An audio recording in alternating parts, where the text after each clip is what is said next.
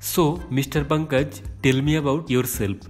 Hi, my name is Pankaj and I am an VFX artist. And I love listening music. Last night I saw Arijit Singh perform in Salt Lake. He is a very good singer. Mr. Pankaj, I can't hire you in my company. So, how to introduce to yourself in a job interview? Some people find this very common, but it is important to introducing to yourself correctly to others.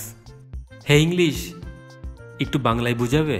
ওকে, হঠাৎ করে যে কোনো মুহূর্তে যে কোনো জায়গায় তোমাকে তোমার পরিচয় দিতে হতে পারে। নিজেকে কারোর সাথে পরিচিতি করা it is very incredibly important, so you need to be prepared. এই ভিডিওতে আমি কিছু সিম্পল পয়েন্ট দেখাবো যেগুলিকে কেন্দ্র করে তুমি তোমার সিম্পল বাক্য তৈরি করে নিজের সেলফ ইন্ট্রোডাকশন ক্রিয়েট করতে পারো। আসলে সত্যি কথা বলতে কি, আমরা যদি বাংলাতেও নিজের পরিচয় দিতে যাই সেটাও আমরা ঠিকমতো বলতে পারবো না।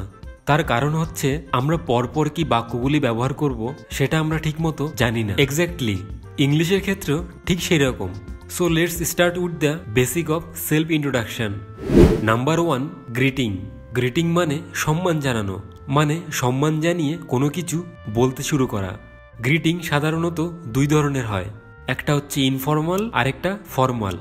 ফর্মাল গ্রিটিং হচ্ছে hello, good morning, good afternoon, good evening. Informal হচ্ছে hey, WhatsApp, yo.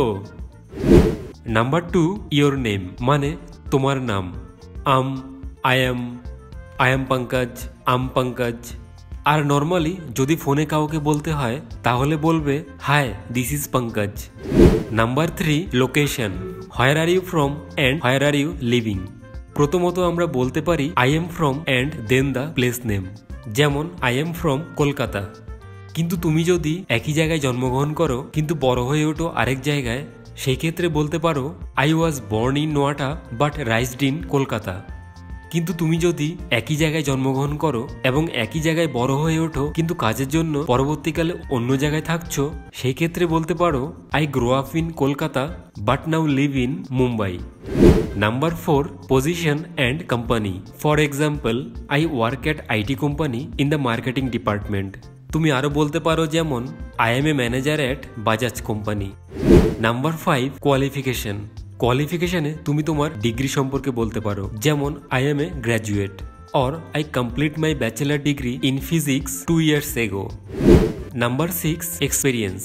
Now if you want to talk about experience about previous job, you can say I have a 6-year experience in the marketing field. অথবা বলতে পারো I have a 6 years sales experience. Number 7, family.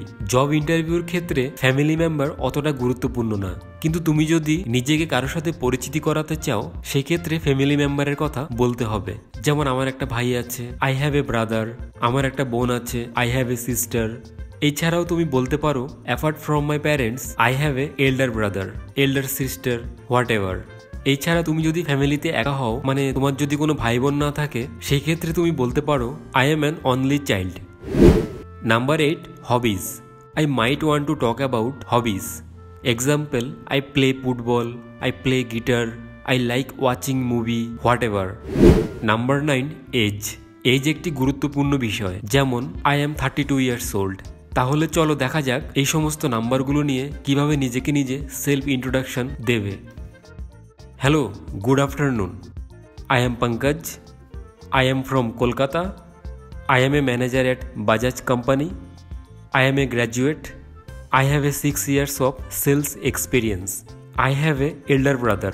I like to play football. I am 32 years old.